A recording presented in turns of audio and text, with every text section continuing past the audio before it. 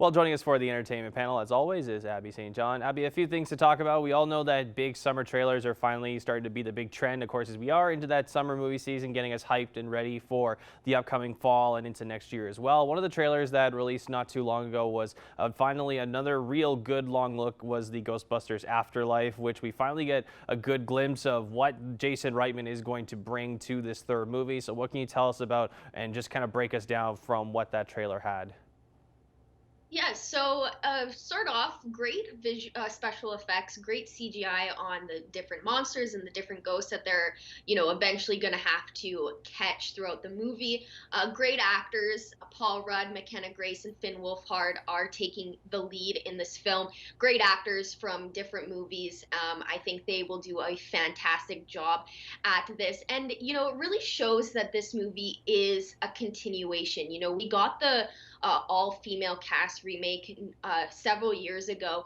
This one, it doesn't feel like a remake. It just feels like a continuation of the original, and but introducing a new set of hunters, a new generation of Ghostbusters. And throughout the trailer, you see that they're getting help from the old ones through videos on YouTube. Just describing what they do, how they do it. And I think this is going to be a fantastic movie. I think, it's definitely going to continue where the originals left off and without it feeling like it's just a remake of the original. I think that it will bring something new to the story from the original movies, and hopefully, we get to see some of the original actors kind of make its way. They kind of teased it at the end of it. So I'm very excited to see this film, and I think a lot of people should be as well, because the trailer, it really did give an insight into what we should expect. They bring back the original Ghostbusters vehicle. We see some of the original ghosts from the original and making its appearance back into this one. So I think it's going to add something to the original movies as it continues on. I think this movie, one thing it gave off the vibe, it gave off a lot of heart, which it does, of course, as it is directed by the son of the original Ghostbusters director, which is just a fun little tidbit for those that didn't know. Another trailer that did drop as well earlier on was the biographic film King Richard, which takes a look into the life and the father of the famous tennis players Serena and Venus Williams. We all know how great careers they had as they went on to be the world's best female tennis players, and we get an inside look of their upbringing that not a lot of us really understood or really knew about there, Abby. Yes, yes. The trailer alone makes it seem like this is going to be a very powerful telling of those two stars through the eyes of their father. And it shows how hard the sisters had to work to get to where they are. They're from Compton, they come from a rundown neighborhood, so they really have to fight and to prove that they are good enough to make it. And that's what we get from the trailer. It shows their father really pushing them to greatness, and teaching them that no matter what, you can achieve this greatness, no matter where you come from, and you're going to be the inspiration for millions of girls, especially Black girls, all throughout the world, especially in America. And I think this is going to be a very powerful telling story throughout the entire film. And we're getting it from the more perspective of their father, Richard, who is being played by Will Smith. Fantastic choice, fantastic actor to portray. He has such great range that I think he'll do a fantastic job. And just the trailer alone, I've said this a couple times, very powerful. And I have no doubt that the rest of the film is going to be just as powerful as the trailer, and really show the insight of when Venus and Serena were younger girls, right?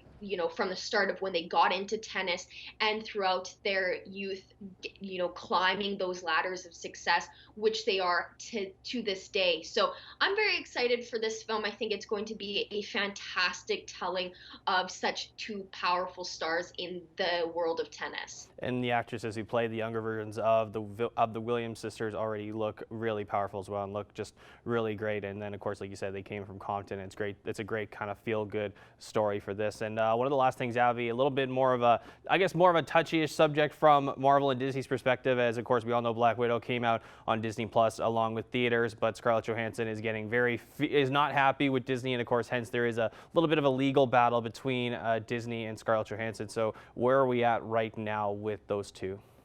Yes, Scarlett Johansson has filed a lawsuit against Disney for violating their contract, which stated that Black Widow was going to be a theatrical release, which means that it's exclusive to theaters. As we know, the movie had been pushed back several times. The original release date was supposed to be March of 2020, but it was pushed back to July 9th. Now, when it was released, Disney Plus released it on their premiere access simultaneously, which violates their contract that Scarlett Johansson and Disney and Marvel all came to agree. Disney went to Marvel and was like, we're putting it on Disney Plus. And Disney has come out and stated that there is no merit behind the lawsuit, and they tried to use the COVID-19 pandemic, as a pretext to why they did it. Now, Scarlett Johansson's attorney John Berlinski went on to say, ignoring the contracts of artists responsible for the success of its films in furtherance of this short-sighted strategy violates their rights, and we look forward to proving as much in court.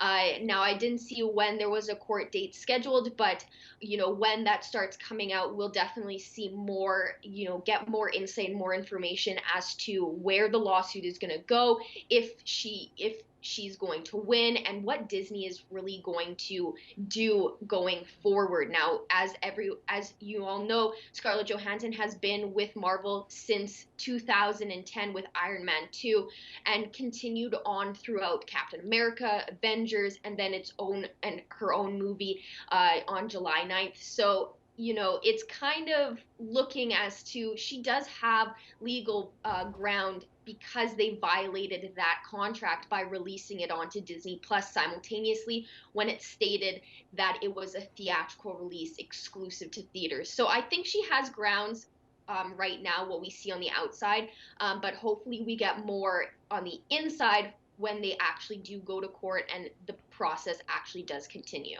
And with those contracts, I know there are lots of back end on that. A lot of those stars sign it, so because they know they're going to make lots of money at the theater. So I guess we'll see where this legal battle takes both of them down the road here. Abby St. John, thanks so much.